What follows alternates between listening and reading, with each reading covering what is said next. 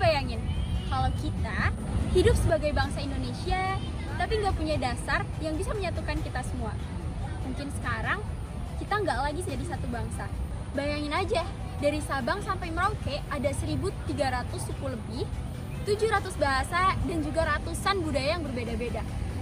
Dari semua perbedaan itu, kita tetap bisa menjadi satu bangsa yang kokoh dan kuat. Kok bisa sih? Gimana caranya?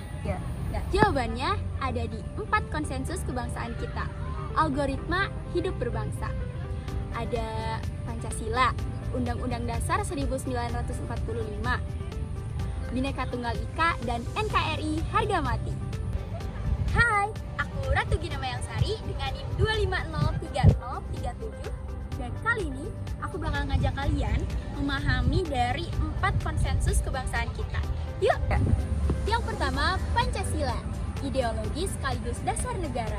Pertama kali dicetuskan oleh Bapak Insinyur Soekarno pada tanggal 1 Juni 1945 dan disahkan pada tanggal 18 Agustus 1945. Kelima silanya udah kita hafal dari SD. Tapi sayangnya banyak dari kita yang berhenti di hafalan, bukan pemahaman. Padahal setiap sila itu punya makna yang dalam banget. Pancasila itu bukan cuma ideologi, tapi nilai hidup yang bisa jadi kompas moral buat setiap warga negara Indonesia. Misalnya di sila pertama, ketuhanan yang Maha Esa, ngajarin kita buat hidup dengan keyakinan, tapi juga menghormati keyakinan orang lain. Itu penting banget di negara yang punya keberagaman agama kayak kita. Sila kedua, kemanusiaan yang adil dan beradab.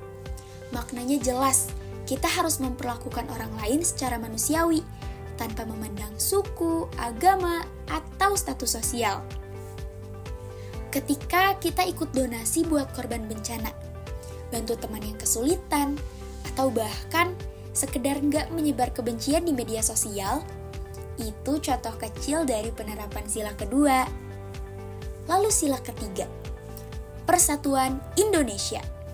Ini bukan soal kita harus sama, tapi soal kita tetap bisa berdiri bersama meskipun berbeda. Sila keempat, kerakyatan yang dipimpin oleh hikmat, kebijaksanaan dalam permusyawaratan perwakilan. Ngajarin kita buat menyelesaikan perbedaan dengan dialog, bukan emosi. Kita belajar mendengar, berdiskusi, dan mencari solusi bersama. Lalu yang terakhir, sila kelima, keadilan sosial bagi seluruh rakyat Indonesia.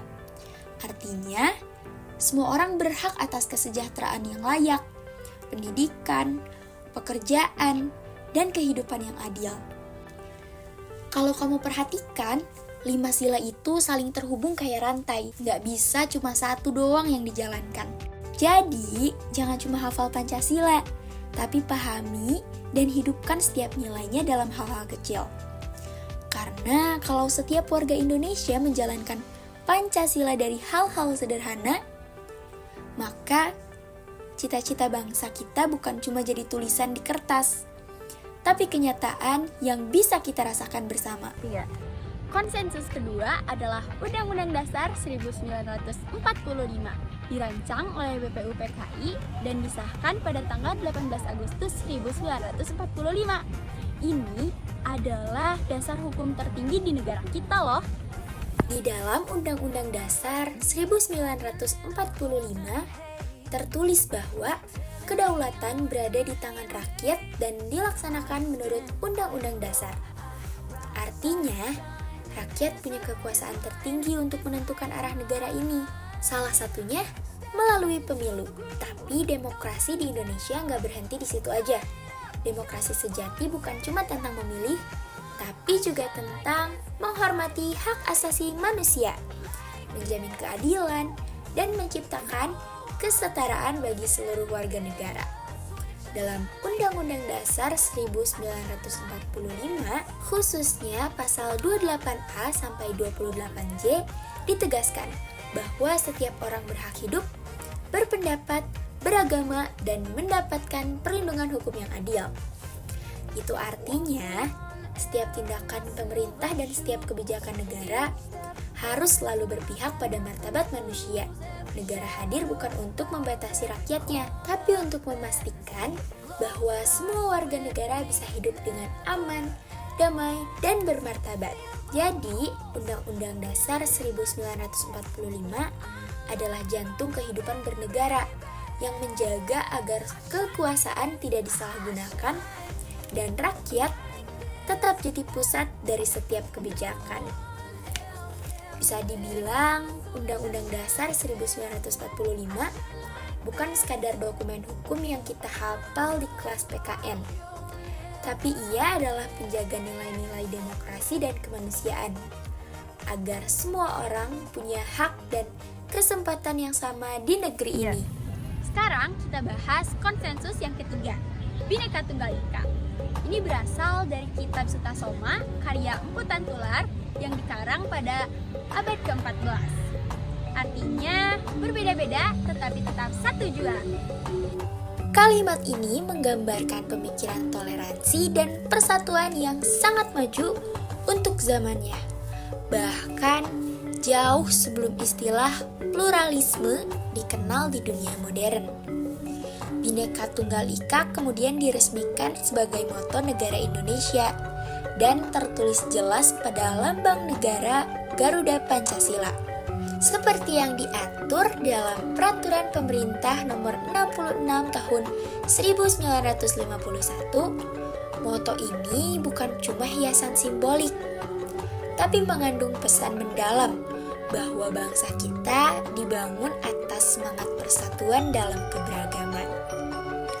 Bayangin aja, Indonesia punya lebih dari 1.300 suku bangsa dan sekitar 718 bahasa daerah. Tapi di tengah semua perbedaan itu, kita tetap berdiri di bawah satu bendera, satu lagu kebangsaan, dan satu tanah air.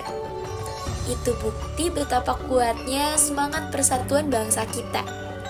Jadi, Bhinneka Tunggal Ika bukan hanya sekedar slogan, tapi roh dari identitas Indonesia yang menjaga kita tetap damai, saling menghormati, dan terus bersatu meski berbeda. Karena pada akhirnya, keberagaman bukan penghalang, tapi justru kekuatan terbesar bangsa ini. Dan yang terakhir ada NKRI harga mati. Ini bukan cuma teriakan semangat loh, tapi ini komitmen selaku kita sebagai bangsa Indonesia. Dulu, Indonesia pernah menghadapi berbagai gerakan separatis yang menguji persatuan bangsa. Misalnya, DITII yang muncul di beberapa daerah. Tujuannya memang beragam, tapi intinya sama. Ingin memisahkan diri dari Negara Kesatuan Republik Indonesia. Tapi, di tengah gejolak itu, semangat nasionalisme dan persatuan rakyat Indonesia nggak pernah padam. Pemerintah dan masyarakat bersatu menegaskan bahwa Negara Kesatuan Republik Indonesia adalah bentuk final yang sah, sebagaimana diatur dalam Pasal 1 Ayat 1 Undang-Undang Dasar 1945 yang berbunyi, negara Indonesia ialah negara kesatuan yang berbentuk republik. Dari situlah muncul semboyan yang kita kenal sampai sekarang, NKRI harga mati. Mulai dari Sabang sampai Merauke, kita itu satu tubuh yang utuh, dan tugas kita selaku generasi muda adalah menjaganya dengan penuh cinta, bukan dengan kebencian. Jadi kesimpulannya, 4 konsensus ini kita ibaratkan sebagai sistem utama dari komputer negara kita. Pancasila sebagai moralnya, Undang-Undang Dasar sebagai aturannya, Bhinneka Tunggal Ika sebagai semangatnya, dan NKRI harga mati sebagai perlindungannya. Kalau salah satu rusak, bangsa ini bisa kehilangan arah. Tapi kalau semuanya kuat, bangsa ini bisa semakin maju dan berdaulat. Yuk kita jaga konsensus kebangsaan ini dengan cara yang sederhana. Belajar dengan jujur, menghormati perbedaan, dan juga mencintai negeri kita dengan sepenuh hati. Karena Indonesia bukan cuma tempat tinggal, tapi tapi rumah besar yang harus kita jaga dan rawat bersama.